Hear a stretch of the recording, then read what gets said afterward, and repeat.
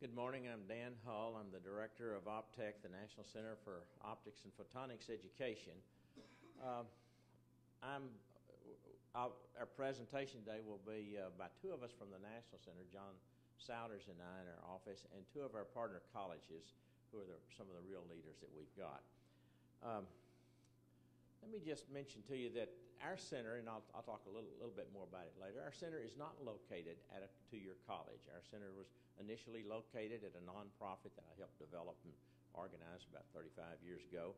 And most recently we have transferred over to the University of Central Florida, although we're still working in Texas. But what we recognized very early in this center is that we had 7 partner colleges that were our key to it. That's what gave us the basis and the grounding for what we were doing. These turned out to be many of the leaders in this network now across the country. And what we want to talk about is how we've transitioned, and really during these first 4 years relied very much on these partner colleges, how they provided leadership, and now how we're transitioning this to the 32 or so colleges now and the 50 that we hope to have in the next couple of years. Our goal is we're funded and began our operation about 5 years ago. Our mission is to increase the supply of well-educated photonics technicians by building and strengthening the capacity and the quality of photonics educations in two-year colleges. We're heavily focused on the two-year colleges. Our goal is to recruit and assist colleges to teach photonics and also support them. Where our strategies are to support the existing colleges, and we started with about 12 or 14 colleges around the country. We were up to about 32, and as I said, we look to get up to maybe 50 pretty soon. To infuse photonics programs into other programs that are enabled by photonics, electronics, instrumentation, manufacturing, things like that. To expand existing photonics technicians to do a lot more retraining of employed technicians in this field, and to create and grow new programs. The services we provide a lot of information that's distributed through our colleges and other ways about photonics and technician careers. We do needs assessments. We've done them on a national basis, we're doing them on a regional basis, and we've done them on a local basis. Provide technical assistance in helping colleges plan and start new programs, and in curriculum design and development. We've developed curriculum models, teaching materials. We're providing technical assistance in designing laboratories, and we help in laser safety as we do that. And we're training new photonics faculty through online courses. I want to mention to you what we found and where we are in this. In the height of this depression we've been in 2009, we conducted a new study. We had the University in North Texas conduct this study, and we found that there are currently about 19,000 photonics technicians over the country, employed currently, and that we need somewhere between 1,000 and 1,200 new ones every year, at least for the next 5 years, which is as far out as we felt like our projections would work. We also need precision optics technicians, which are different from photonics technicians, and we need about 3,000 of those over the next. So there's a huge number of them. Then we looked at our capacity, and we said, what are we producing now? And we have about 31 colleges around the country that are teaching photonics. They have about 750 students enrolled, and we're producing between 250 to 300 new photonics technicians a year. So if you need 1,000 to 1,200 and you're producing 250 to 300, that kind of tells us where our challenge is and what we have to do. It's a bigger challenge. In the first 4 years, we've done a lot. We've got a curriculum established. We started a lot of new programs. We helped a lot of programs that were there that were struggling to strengthen. We've restarted some programs that had closed. We've got our curriculum in pretty good shape. We're continuing to add new areas in it, like fiber lasers and things like that. But the efforts to help these 30 colleges, to help more colleges move forward, is really, really important. So we felt like we can't just do it from a national standpoint. We've got to make a transition into regional areas. I'm sorry the chart isn't as big as it needs to be, but we've divided the country into 7 regions, and I'll try to read some of these. There's over about 4,300 employers that we have identified right now. In the Midwest, there's a little under 500.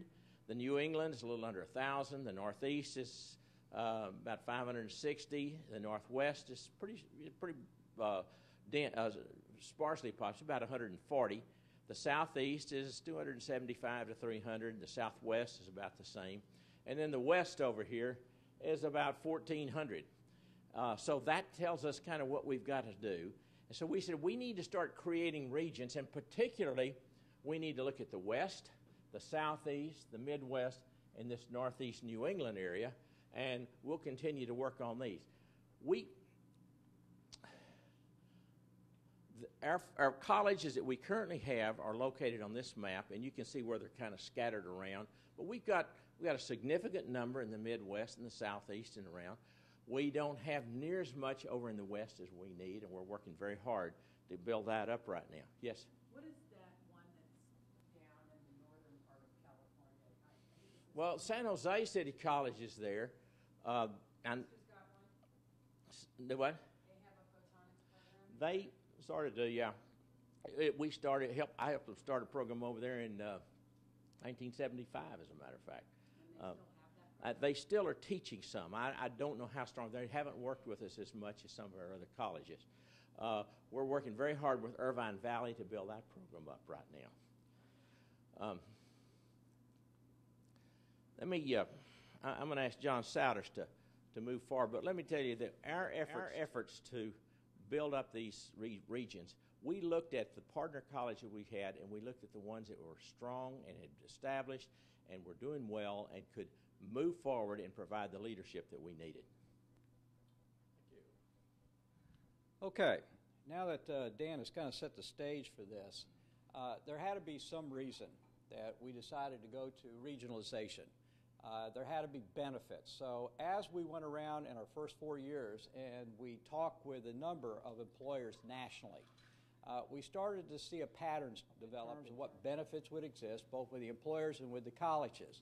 For instance, if you look at the employers up here, or if you look at the colleges, if you build a regional type of a entity that colleges are all networked within, they're going to have a broader employer base, something that goes outside of their service areas. There's going to be much more relevant technical program content that's going to be put in place. In other words, now that you've got more employers, you're going to have more input, and therefore the programs that you develop are going to be more customized towards what the employers themselves need. If you put together a large group of employers, you now have a group that can talk to you about skill standards. And HI-TEC has developed a national set of skill standards, and as a result, they can take that national skill standard and customize it to fit the region. Therefore, in the region, there is a customized base of skill standards in which they can develop a standardized, standards-based curriculum. It's obvious, I think, that you're going to end up with, if you have more employers in your grouping in the region, you're going to end up with more internships, more jobs for the graduates in there. We're able then to also be able to perform needs assessments for these employers or for these colleges.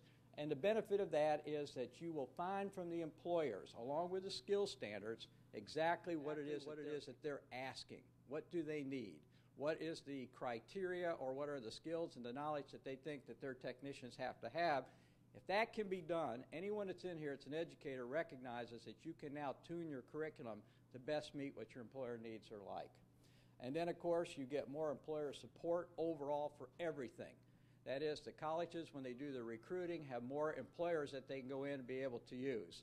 And we think this is valuable for the colleges as well as a benefit. And that advantage is that they can pull in the talent and expertise that's within the employers' different kinds of employees they have to use them in terms of adjunct faculty. All right. On the other side, we see for the college or for the employer benefits, we see. Yeah, that's okay. That's okay. The other one is that if you're an employer, now you are connected in with a large group of network colleges, and now your voice is going to get heard. What is it that you really want? Is the college generating that kind of graduate that's going to work well in your particular company? And then if not, working through this region and this network of colleges, you now have a way of being able to make that more effective. You create larger resources of qualified employees, in other words, because you're coordinating efforts of colleges within the region itself. So again, the employer is able to find larger resources of employees because all of these colleges are now networked together. And colleges that in the past couldn't put on a photonics program in a region now have a capability to do it because of the sharing of resources that they can have. Networking with other employers. It's an interesting thing, but many of these employers exist by themselves as islands. You build this regionalization together, and now what they can do is now be able to network with each other. You can identify amongst a group of employers all of the training that they need, not just what the associate degrees or certificates need to give, but also how do they retrain the employees that are already working so that they have the up-to-date skills that they need to continue to make and keep competitive the industry. Yes. Do any of the schools that you're working with use this curriculum to deliver contract training? Yes. We've done it. As a matter of fact, Greg Kepner is right here and has done it to an employee that was in Ohio, even though he's in Iowa. And we did it with an online basis. All right, here's a blueprint. Here is how we're going about doing the regionalization at HI-TEC. The first thing is we have to identify a lead college somewhere within one of these 7 regions that we have.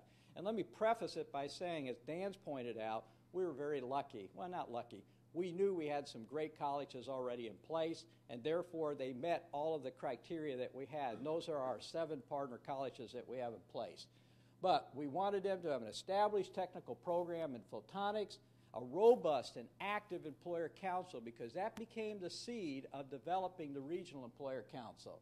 And we needed administrators and faculty that were interested and willing to provide the time and resources to develop the region. We wanted to next build the regional networks of employers and colleges. So once you have the lead college, now you go out, and for the employer base, we went to the technical advisory committees and said, if it's a robust one to start with, it's a seed. From that, we can now start moving outwards through the region, pull more employers in, and then be able to move from just a technical advisory committee to actually a full regional employer council. The networks of colleges, same thing. You want to build that. You go around the region. You start telling them what opportunity exists, how great photonics is in terms of being able to find good opportunities for their students. And then now with that flagship school in there, there are ways of them offering the programs quicker without having, say, restraints in buying equipment, because they can use that is at the major flagship school. The next piece that you will do in this blueprint after we network together the employers and colleges is we want to create and develop regional centers. In other words, now that you've got these employers and colleges network, we need some entity within the region that's going to help coordinate these activities. So we're going to seek local and national funding, and we're going to talk to you about the success of that very shortly. Perform a regional needs assessment, and I'll talk to you about that in a second, and develop a regional skill standards. I already talked to you about the reason we want to do that in terms of a standard-based curriculum. And then finally, after those entities, regional centers are in place, we want to expand the regional employer councils into complete regional employer clusters, representing groups of employers that now are all interested in doing photonics and working together with the regional center. So let me just say, we said about a regional needs assessment. I think it's interesting that you know what that is, because it's something employers really find useful. It's a study that really assesses basically what is it that an employer wants in their employees. What is it they want to see coming out of the programs at the various colleges? So one of the results of that is you get some demographics within the region of employees that are already hired and what's needed. You get a feel for the specialty functions that the employees at this particular organization or company is going to need. And then you also get a feel for what the retraining needs are in terms of that area as well. So it captures, and when you integrate it and over the entire region, you get a feel for what the colleges need to be producing, and that's information that these colleges need to build the best curriculum, have the best materials, and then certainly for our regional schools out here that are going for grants, it provides a basis to be able to show why they need it. Our strategy for being able to run this is really what the slide is about, is how when we put in place these regional centers, what's the operating mode it's going to be in. If you look at it, the National Center is going to stay the umbrella organization. We have always been chartered with the responsibility of developing national skill standards and a national curriculum model. We'll continue to maintain that. We'll continue to keep that updated and relevant. Flexible modular curriculum materials, we've done that for the first 4 years and continue to do that in terms of looking at new and emerging technologies and making sure we're meeting the needs that colleges have for that. We want to develop leader colleges and what we call our HI-TEC Photonics College Network. We want to keep seeking the colleges that are out there that are interested in putting photonics in and continue to develop their program. And then we, the center, will coordinate the activities, make sure that everybody in all of these different regions are generally pulling in the same direction so that we know that there's a united front in terms of what Dan showed you as what demand is versus what our capacity in closing that gap. The centers now. The centers will take all of the work that we have done on a national scale, and their responsibility to customize it to fit their regions, so it fits their particular employer basis. They're going to coordinate resource sharing within the region, and I hinted at that given the fact that many colleges have employers that want photonics employees, they can't meet the need because they don't have the equipment to support the hands-on pieces. But if they work with the flagship schools that are in these regions, our partner colleges, sharing can be done of the resources so that the students can get access to these very expensive labs and the equipment that's in there. They're going to make sure the employers get engaged to support the regional needs. It'll be their responsibility to keep that group coordinated and working together well with each other. And then also, they are going to be responsible for identifying what the retraining needs are within the employees within that region and making sure that that is something that the employers get services to.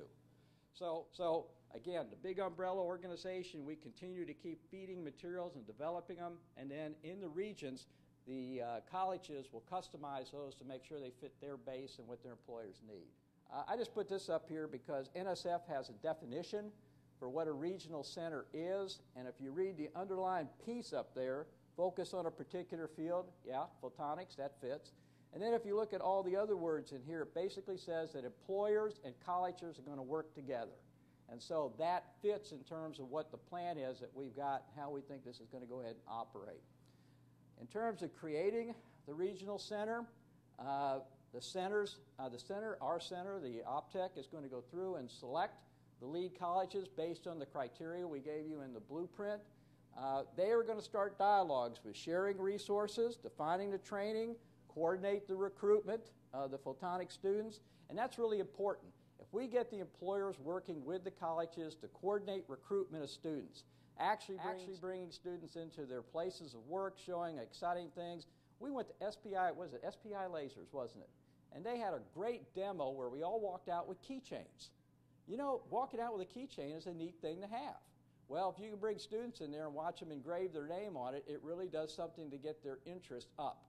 So the employers can be used as a great fulcrum to be able to help us leverage the recruitment of students.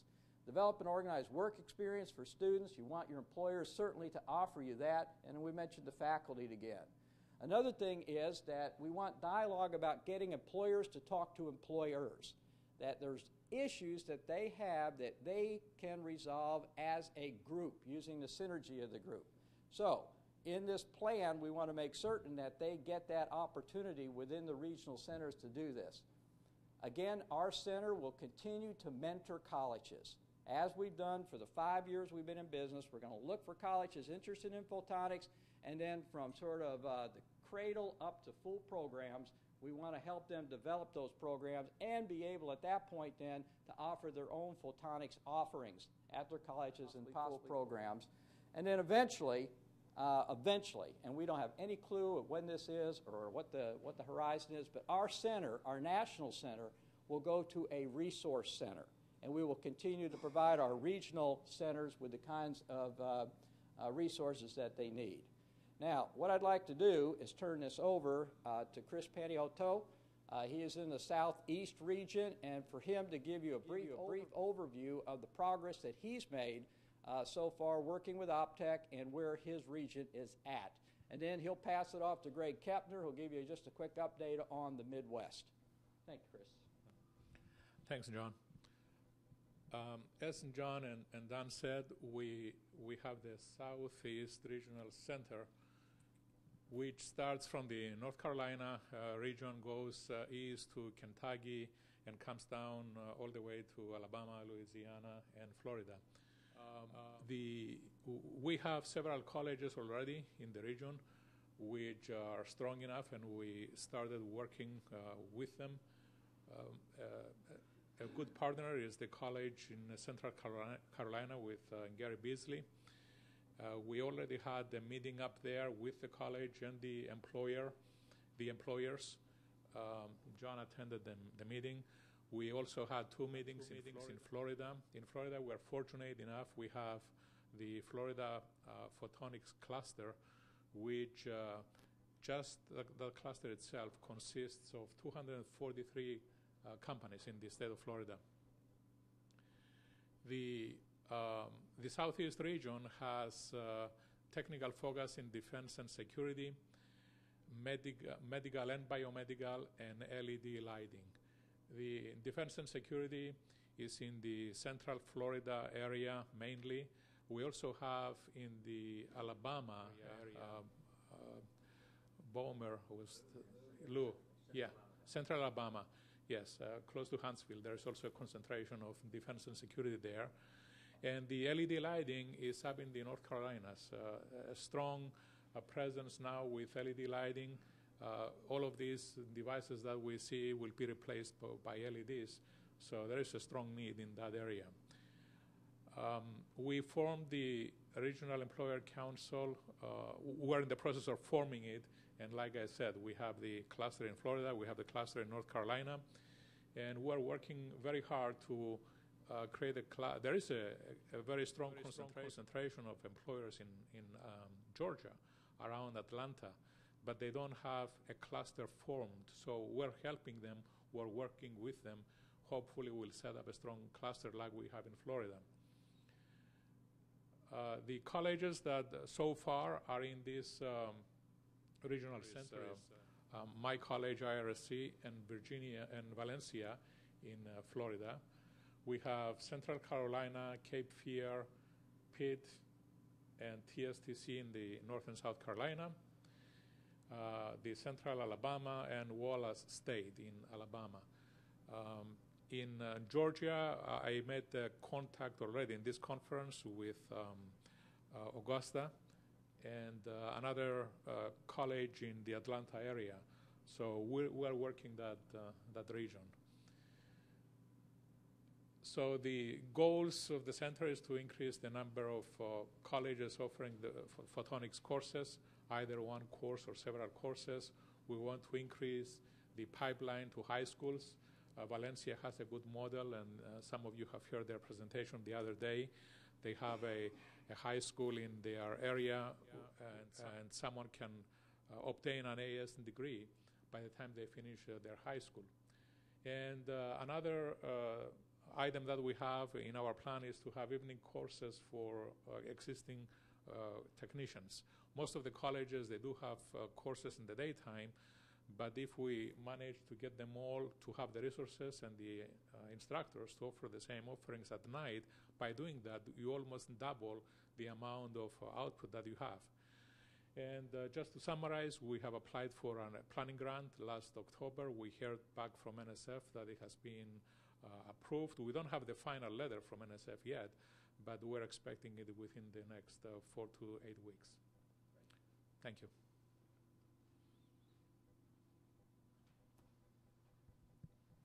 Thank you, Chris. My name is Greg Kepner from Indian Hills Community College, and we also are planning for a regional center and to be in the Midwest, and that would include Iowa, Illinois, Michigan, Ohio, Minnesota, Wisconsin, Missouri, and Nebraska.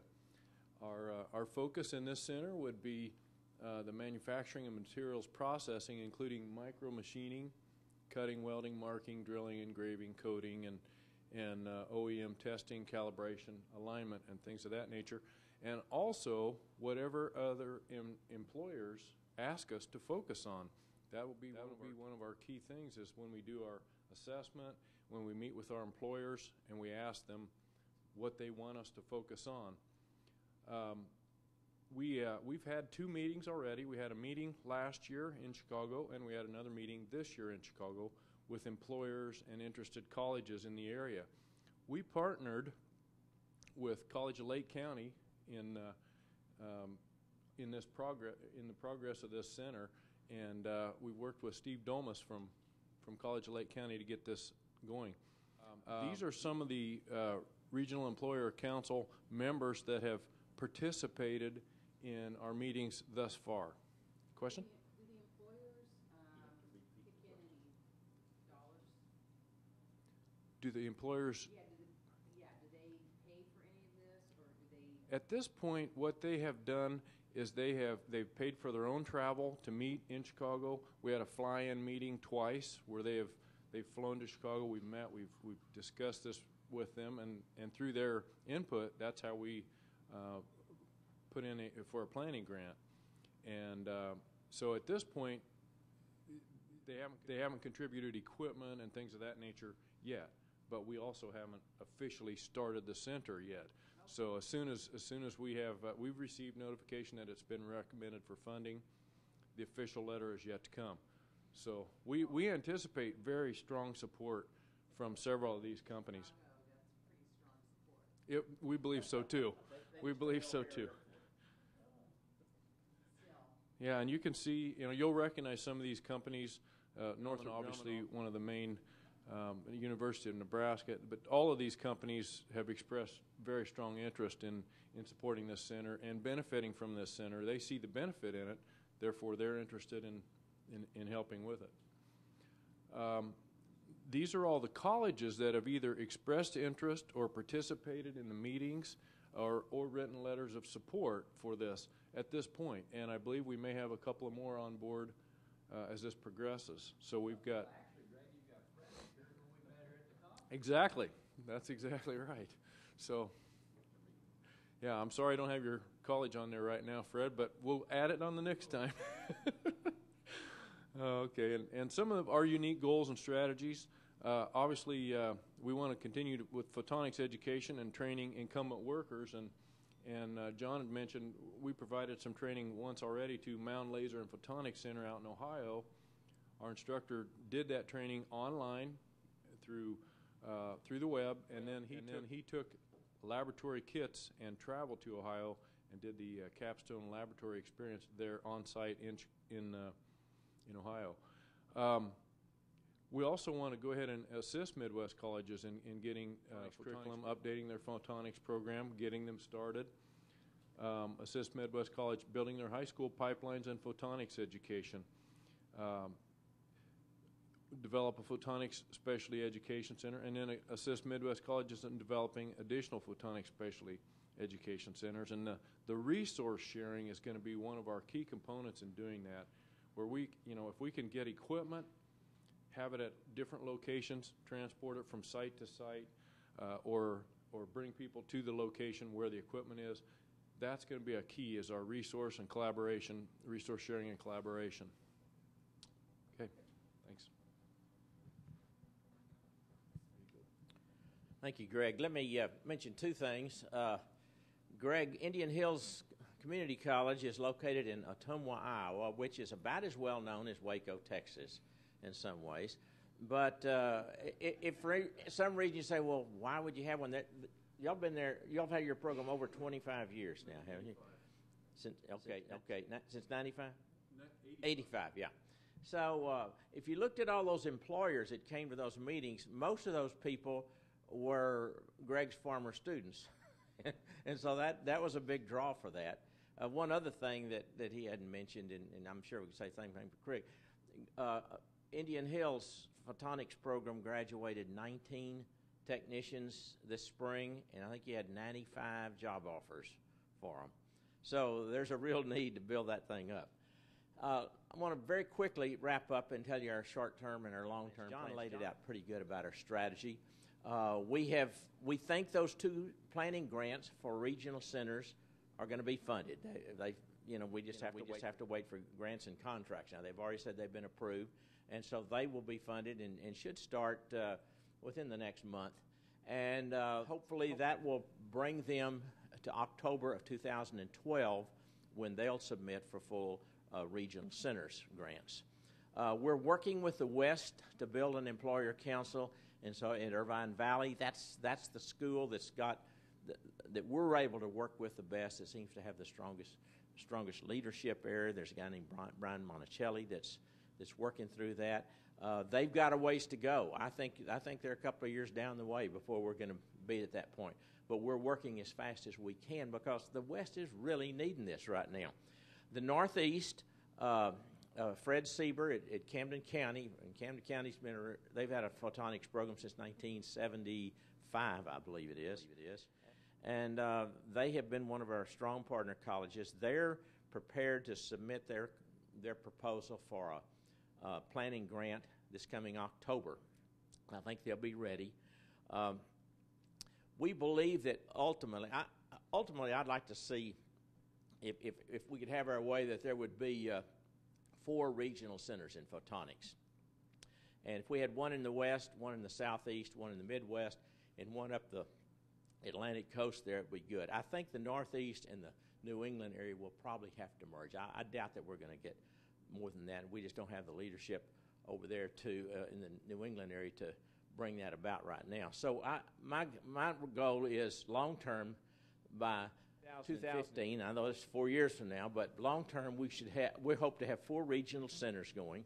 We'll continue to provide their guidance, and we'll continue to lead these other areas, the Southwest, the Northwest, and the other areas.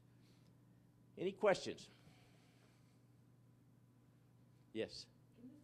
Tell me where you're from. Discussion at all? Huh? I'm Deborah Mann, and I'm from Solano Community College, which is in the Bay Area. Okay. And we have a regional consortium called the Bay Area Community College Consortium. There's 26 colleges in the Bay Area. And we have these marketplaces where we do this kind of thing with very little money. But we're really interested. We try to work collaboratively as a region with employers and with each other and go after resources together. And I think that our group would be really interested in hearing from you all. I think we'd be very interested. If you just call me, it'll take me about a half a day to come out and meet with y'all. Really? Yeah, Well, I'll do one of the people who called me was the facilitator for that council, so I'm Yeah. going to talk to her when I call her back. So do you have a card? Oh, yeah. And I'll give you a card at the end of this, but Northern and Southern California are like 2 different, they're really far away. I know. So if we're going to do a California regional center, I think that we would like to be. You need to be. San Jose is doing something, but we're not having a lot of cooperative work with them right now. Who are you working with? Sidney Sakuda? Is she faculty? No, he. Is he faculty? I think so. Okay, well, we're all workforce people. Yeah. And so San Jose is part of our consortium, but they don't participate very much. I understand. So we wouldn't want to push them aside No. or anything like that. But if you all are amenable and the region is amenable, I think that this would be something that would be really interesting. We are very interested in Northern California. We would work very hard with you to get strong college leadership there. I'm sorry, That's okay. I'm not repeating your questions. Speak into the mic. Hey, Oh, if I think I might be done. But just say who you are one more Oh. time and where you're from. I'm Deborah Mann from Solano Community College, which is in the Bay Area, and I'm the Director of Workforce and Economic Development. So I do a lot of different projects. I work with employers and employer groups. See, I can't talk into a microphone. Anyway, one thing that I'm doing that is with lots of employers is I have a huge wastewater training program all over the Bay Area, and I have the only robust program in the northern half of the state. I heard that the College of the Redwoods, which is way up north, just got a grant to start one. Yeah. But I have 19 employers who pay for everything. We would be very happy, John or I, either one, to come out and spend time with you. We think that, we know there's Northern and Southern California are two different states, but there's a lot of those, that 1,300 employers, are probably half of them in Northern California. It's like Southern California. 1,300 employers? Yeah, I think that was the number, 1,393 Okay. or something like that. I'd just like to add that we have, from Indian Hills and Matoma, we have sent, I couldn't tell you how many students out here to work, Lawrence Livermore National Labs, Berkeley Physics, on and on and on. Well, I'm there's a need. definitely not the decision maker. We do work collaboratively, and our elected leader is from Santa Cruz, and he's fantastic. But we meet every month. We have conference calls. Right now we're working on mechanics, maintenance, and machining. We have another one on new energy. We're doing smart grid. So we have these conference calls, and we call them marketplaces, and this would be a great marketplace, and they'd probably love to have one of you come out and meet with us at one of our monthly meetings. We'd be happy to come do that, and the more we can build up an educational presence in Northern California, the happier we'd be. Well, probably the first thing that we would want to do is a conference call. Are you still talking into that mic? Probably the first thing we would want to do, I think it's off or something. Is it on? Okay. So we'd probably want to convene a conference call, and I would be happy to set that up. Well, one college doesn't make these centers. Greg Right. is right. He's working with Steve Dolmas and other colleges Right. and throughout there working on it. Fred Seaver is working with Feng Zhao and others at Indiana University of Pennsylvania, and it takes a cooperation among them all, and that's really important that we do. So let me just say that we'd be more than happy to do that. Are there any other comments or questions? Thank you very much for your time.